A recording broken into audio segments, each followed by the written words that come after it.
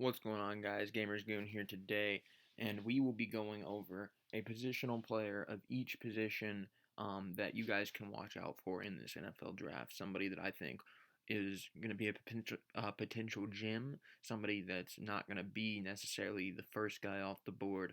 So, like, we're starting off with quarterbacks. I'm probably not going to give you any first round quarterbacks. My quarterback could be first round, probably not, and that's Hendon Hooker. Very good player. I think he's ready to adapt to the NFL right away. Obviously, problem with him, he's coming off an ACL, so there's some question marks there whether or not he's going to be playing this season and if he will be ready to play this season. But to me, Hendon Hooker's fine. Hendon Hooker will be able to play, and Hendon Hooker would be a good draft pick for some team. He's a lot more interesting of an option to me than guys like Will Levis or Anthony Richardson. Next, we have running back. Running back was tricky for me because I do like a lot of these middle round running backs. And the first one that came to mind, obviously, my Chase Brown out of Illinois.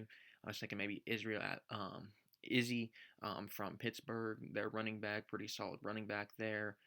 But ultimately, I came up with Deuce Vaughn, smaller kid, workhorse back there at Kansas State last year. Um, I don't necessarily think that he's going to go really all that high. Probably a day three pick between rounds 4 and 7, if not even an undrafted free agent. But I think if you go out and you get a guy like Deuce Vaughn, he's going to find his way onto a football field in the NFL. He's just too talented of a player not to. So I do have Deuce Vaughn there as my running back to remember going into this draft. A guy that I think I might be the only one really saying this, but receiver, I really think this guy has the potential to be a first round pick. He won't be, he'll probably be late second round, early third round, somewhere in between there, and that's Cedric Tillman. And it was a toss up between Cedric Tillman and Kayshon Butte for me. I think both players are really good. I think both players will adapt phenomenally into the NFL. But I ultimately ended up taking Cedric Tillman, mostly because I've been giving so much love to Kayshon Butte during this entire draft process, and I'm probably the only one that's doing that. But I do think Cedric Tillman will pan out in the NFL. Big body, 6'3" receiver, runs about a 4.5, decent ability to catch the ball, and I think he'll probably be a pretty solid 3 for some teams. Tight end. Tight end, it was a little bit of a trick for me because I really wanted to say Darnell Washington, and that's who I'm putting down. But I was debating on whether or not he's really a hidden gem. I was really debating on whether or not he's going to be considered that because there has been situations where people think he might be first round, and I can understand that. Athletic freak at that tight end position, I believe he's 6'6", something like that. Literally built like a god. He's built different. Built different completely. Dominated at Georgia last year. Very hard matchup problems for anybody to match up against in the NFL. Even in the NFL, it was hard for people to match up against one who was at Georgia, but I think it's going to be equally as hard in the NFL for people to stop Darnell Washington. Just a huge, huge dude there at that tight end position. So I do have Darnell Washington, but if you guys don't consider him to be really hidden, I would say somebody like a Tucker Kraft also could be very interesting. Offensive tackle. This is a guy that I've seen people say is going to be really good, and I would have to agree with them. That's Tyler Steen. I think he'll be somebody that will be in those middle rounds that could potentially pick up a starting spot at some point this season. For me, the offensive lineman, obviously, there's a drop off, but I think you could find some decent offensive linemen in that day two, day three. Not necessarily late rounds, but like up until like round 5, I think you can find maybe an offensive lineman that could fit your needs and start for your program. Next, we have interior offensive line, which is the guards and centers. For me, it's a guy I've been hyping up in this draft process. Really like this kid, Chandler Zavala. I think he'll be a pretty solid player for some team. Probably about the third or fourth guard on the board. Obviously, Osiris Torrance comes to mind, and Steve Avila comes to mind, and then it's really your pick. But Chandler Zavala is somebody I really think could be a very interesting pick there in that fourth, fifth round. He'll probably be there day three, and I think he's somebody that could compete a little bit and get you maybe what you need on that offensive line. Defensive back. This is a guy that's probably going to slide day three, I would imagine. Maybe late day two. That's Clark Phillips. I really like Clark Phillips' game. Not necessarily many people aren't necessarily all that high on Clark Phillips, but I still think you're getting a really good football player. One of the second best defensive back in the Pac-12 last year, behind Christian Gonzalez, if you ask me. Very good player out of Utah. You're going to be pretty solid in the NFL.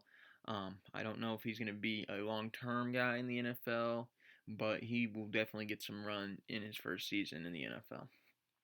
Safety, you knew we had to throw one Illinois guy on there, and that is Sidney Brown.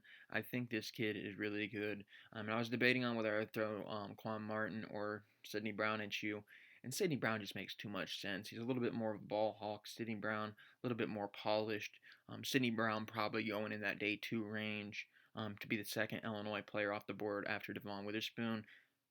Sidney Brown's going to be a good safety in the NFL. I kind of view him similar to I viewed Kirby Joseph. You guys are getting him maybe in the second, third round, but he's going to be starting for you. He's going to be a guy that you can rely on long term, and he's going to be a guy that's not really going to let you down in that secondary. I don't necessarily think that Sidney Brown's going to be some sort of superstar. I hope he proves me wrong because I love when Illinois players are good, but I would imagine he'd probably be a very long-term starter in the NFL. Um, that would kind of be what I would be looking at him as um, if I was drafting. Then we have the interior defensive line, a guy that I've been hyping up in this draft process. Really like him, and I might be very wrong about it, but I'm gonna stick to it. Zach Pickens, really like him on the interior defensive line. Like the work he gets done. And you're looking at a defensive line class that's pretty solid, pretty deep. Obviously, very top heavy. You got the Brian Brizes, you got the Jalen Carters, and then in that second round, you're looking at like the Mozzie Smiths, the Siaki Ikas. And I was trying to think of somebody that's not necessarily on that potential late first round, early second round spot, like the guys I just mentioned. And Zach Pickens came to mind because I really do think he is going to be somebody that can at least find a role on a team for a period of time next season. Edge, a guy that I'm very interested in is Colby Wooden. I really do think he is a solid player. It was a debate here for me whether I wanted to throw Colby Wooden at you or Brenton Cox at you. Both players I think have the potential to be really solid in the NFL. But Colby Wooden, kind of a safer pick than Brenton Cox because obviously Brenton Cox's big thing is can he stay on the field? He's been dismissed from two teams, so I didn't want to throw Brenton Cox out here just because Colby Wooden's a little bit safer. I do think Brenton Cox probably has a better chance of being a superstar, but Colby Wooden I think will be somebody that's going to be playing in the NFL on Sundays for a good while. Next, we have a linebacker. I think this guy makes sense. Coming off a down year, but you know what you're getting. 2, 3 years ago, one of the best linebackers in the entire country. Thought he could go first round. Did not have a great year at Oregon this year, and he ended up sliding around probably that third, fourth round ish, and that's Noah Sewell. Noah Sewell, really good player. You know what you're getting when you get out of Noah Sewell. You're getting a guy that's going to be doing things the right way. He's just coming off of a year where he wasn't really all that impactful at Oregon. And I think a lot of that is just how Oregon was ran last season. You had a new coach. You had Noah with new coordinators all over the place. Um, you had a really tough schedule. I think just the combination of everything that was new that was thrown at Noah really didn't help his case. And I still think you're going to be getting a good player, but a little bit more cautious when you take a guy like Noah Sewell rather than when you're taking a guy like Daiyan Henley. And then I just threw them all together. Special teamers. We had to give some special teams love. And I'm still throwing out the best special teamer here, Jake Moody, best kicker in the draft. But wanted to get some special teams love here in this video. Thank you guys for watching. I'll see you next time.